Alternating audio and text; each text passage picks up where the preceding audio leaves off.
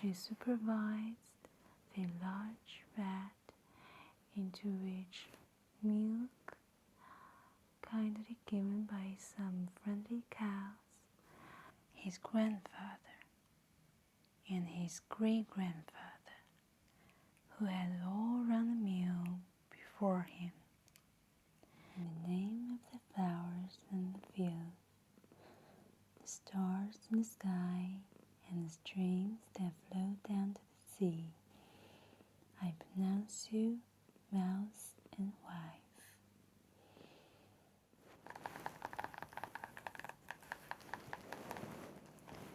Hi. Good evening. Welcome to my channel. This is bedtime story,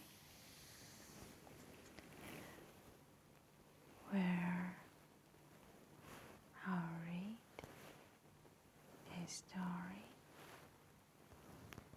to induce my kittens to sleep, and hopefully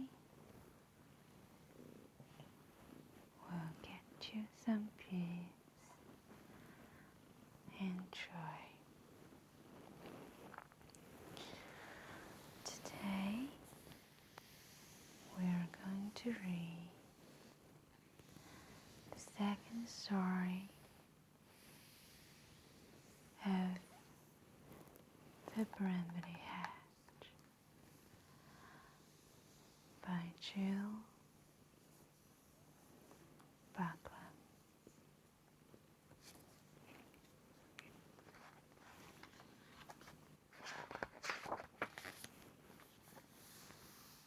The salmon story.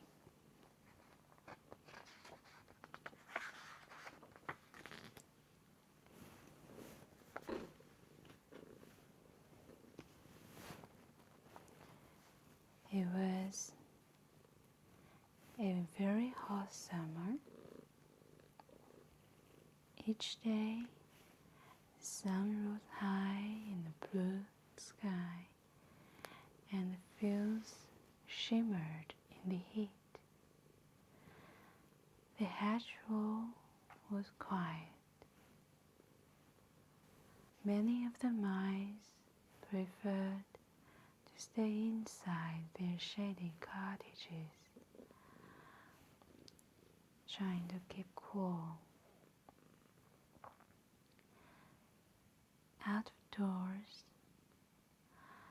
the best place to be was down by the stream.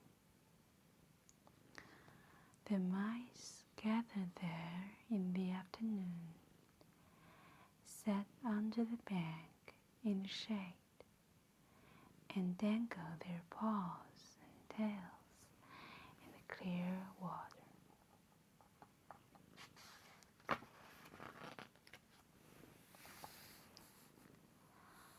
On the banks of the stream were the flower and dairy mills. The flow of the water turned the wheels which ground the flour and churned the butter for Brambly Hedge. Poppy Eyebright looked after the dairy stump.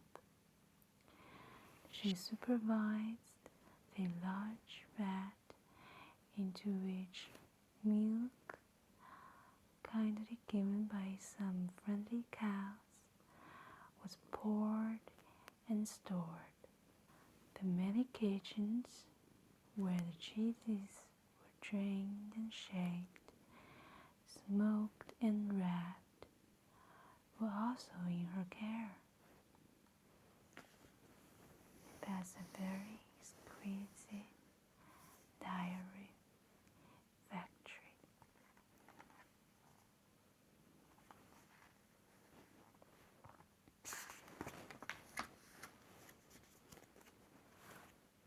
Poppy was not fond of hot weather. Her pads of butter began to melt unless they were wrapped in cool dock leaves, and the paws of cream had to be hung in the mill pool to keep them fresh. When her work was finished, she would wander out by the mill wheel, enjoying the splashes of cool water. The flour mill, further down the stream, was run by the miller, Dusty Dogwood.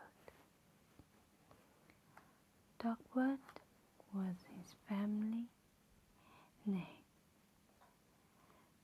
but he was called Dusty because he was always covered from tail to whiskers with flour dust.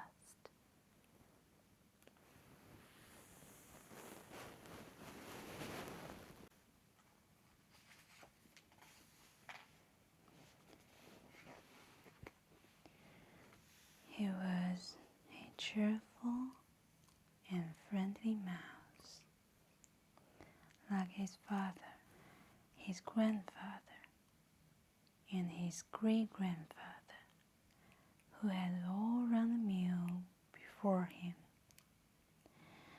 He loved the fine weather and strolled up and down the stream, chatting to the paddlers and dabblers. His walks took him past the dairy, where he would often see Poppy standing by the stream, looking very pretty. As the long hot days went by, Dusty used to spend more and more time walking up to the dairy, and Poppy used to go out more and more, often to the mossy shadows of the mill wheel. Early in June, Miss Poppy Eyebright and Mr. Dusty Duckwood officially announced their engagement.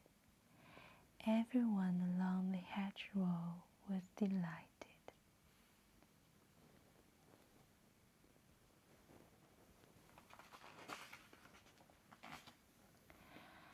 Midsummer's Day was picked for the wedding, and preparations were started at once. Poppy was so sure the weather would hold that they decided the wedding should take place on the stream. It was the coolest place, and besides, it was very romantic. Dusty found a large, flat piece of bark up in the woods, which a party of mice carried down to the water's edge. It was floated with some difficulty just under the mill wheel and tethered in midstream by plaited rush and nettle ropes. Poppy prepared her trousseau. Every afternoon she sat in the shade of some tall kingcups embroidering her wedding dress, which she hid as soon as she saw anyone coming along the path. The wedding day dawned at last. The sky was clear and blue, and it was hotter than ever. The kitchens of Brambly Hedge were full of activity. Cool summer foods were being made. There was cold watercress soup, fresh dandelion salad, honey creams, seed buns, and meringues. The young mice had been up early to gather huge baskets of wild strawberries. Basil selected some white wines, primrose, meadowsweet, and elderflower, and hung them to cool in the ashes. Basil was in charge of all the cellars under the store stump. He was a stout, good-natured mouse, with long white whiskers and a sensitive nose for fine wine.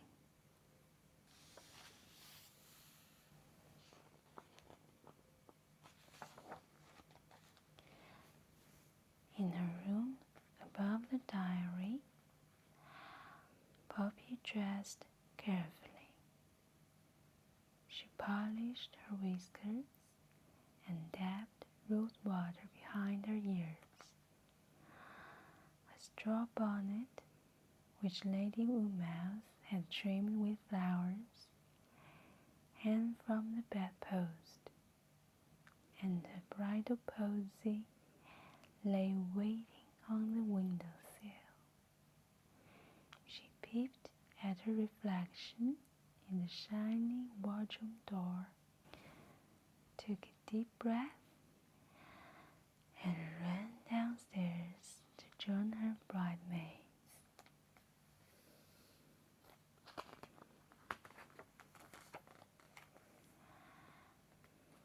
Dusty kept his best suit in a basket under the stairs to protect it from the moths. He put it on and tucked the daisy in his buttonhole. "I'd better just check that party I ground yesterday," he said to himself. He ran up the stairs at such a pace that the whole mill seemed to shake. The wooden floor above him let down a cloud of dust all over his new wedding suit. "Bought it," he said, sitting on a sack of corn and looking at his mottled jacket in dismay.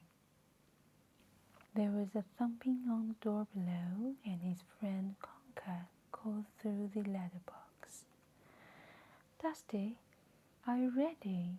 It's nearly time to go." Dusty sighed and went morosely down the stairs. As soon as Conker saw him, he began to giggle. "Dusty by name, dusty by nature," he said, trying to remedy matters with his clean handkerchief. The floury dust swirled and settled again on whiskers, tails, best clothes, and buttonholes. The two mice looked at each other. They laughed so much that they had to sit down on a flour bag to recover.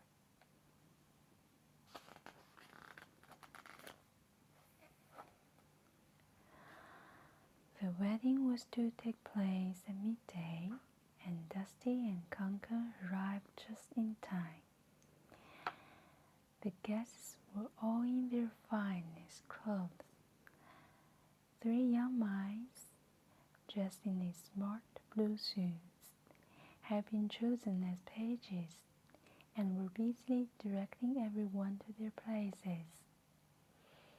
Mrs. Apple discreetly tried to dust down the groom and the best man, but to little avail. At last, old Mrs. Eyebright, Poppy's grandmother, spotted the bride and her little bridesmaids coming through the grass. The pages squeaked with excitement and got into place. Every head turned to watch the bride as she made her way through the buttercups and stepped onto the decorated raft.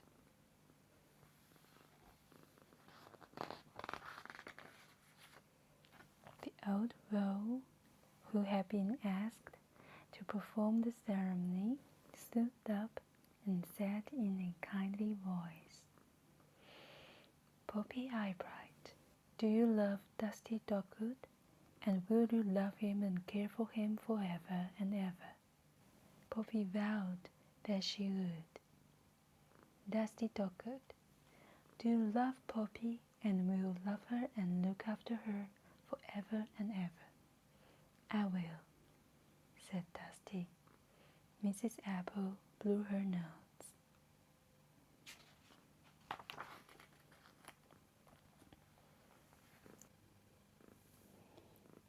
Then, in the name of the flowers and the field, the stars in the sky, and the streams that flow down to the sea, and the mystery that breathes wonder into all these things, I pronounce you mouse and wife.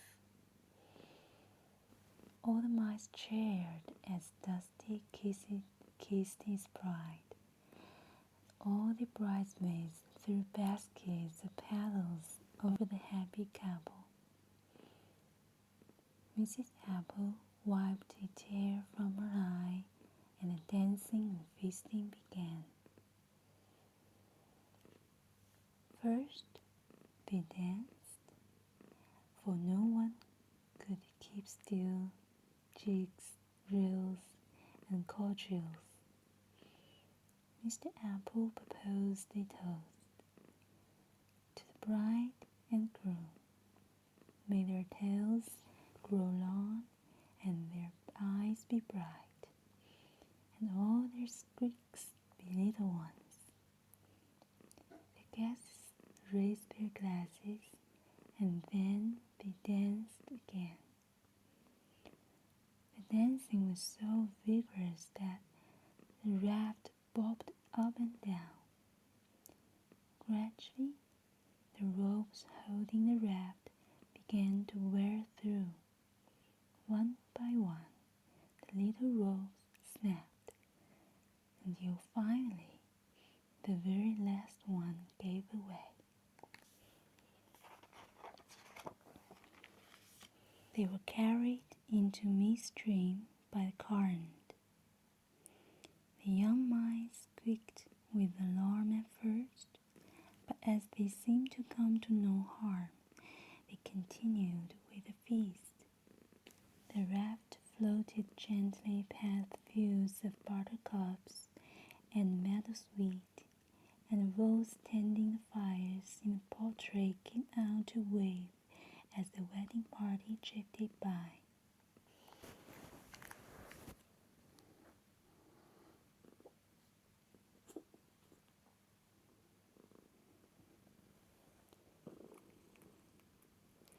Eventually, the raft was caught in a leafy clump of rushes and forget-me-nots.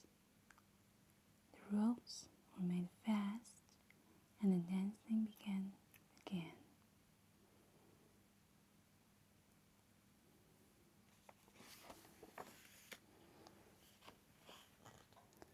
At last, the dusk came, golden and misty over the fields.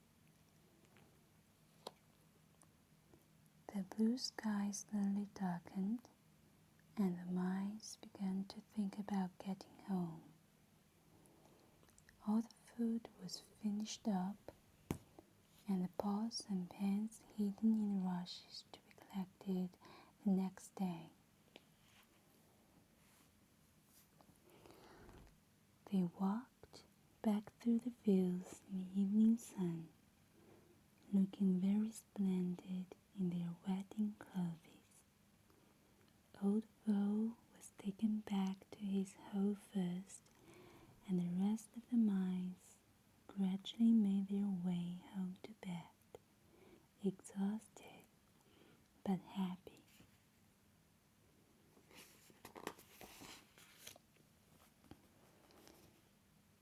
And what happened to Poppy and Dusty? They slipped quietly away to the primrose woods. The primroses were over, but there, Hidden amongst the long grass and ferns, wild roses and honeysuckle, was a cottage in which they had chosen to stay. It was the perfect place for a honeymoon.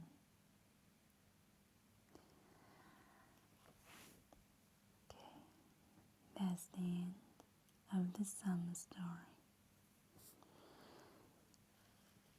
Good night and see you soon.